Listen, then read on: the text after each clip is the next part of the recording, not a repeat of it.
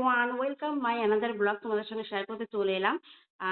এই যে খাবারগুলো দেখছো সেটা হচ্ছে ডিউ টু জামাই ষষ্ঠী। যেহেতু জামাই শ্বশুর বাড়িতে যায়নি তাই মা টাকা দিয়ে দিয়েছিল। তো আমি ভাবলাম বাড়িতে রান্না না করে অর্ডার করা হোক কিছু। তো শান হোটেল থেকে ওই থালিগুলো অর্ডার করেছিলাম, তার সঙ্গে এক্সট্রা কিছু অর্ডার করেছিলাম।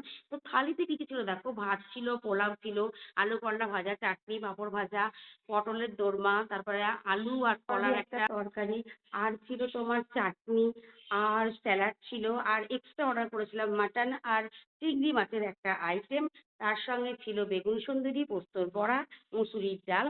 তো আইটেমগুলো জাস্ট অসাধারণ। দুটো থালি অর্ডার করেছিলাম, তাতেই আমাদের 5 জনের হয়ে গেছে। আরও দুটো আইটেম ছিল, সেটা হচ্ছে পটলের খোসা বাটা আর ছিল তোমার ছানার বড়া।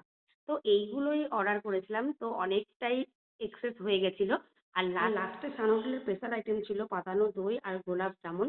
তো তোমাদের কেমন লেগেছে অবশ্যই জানাবে। টাটা।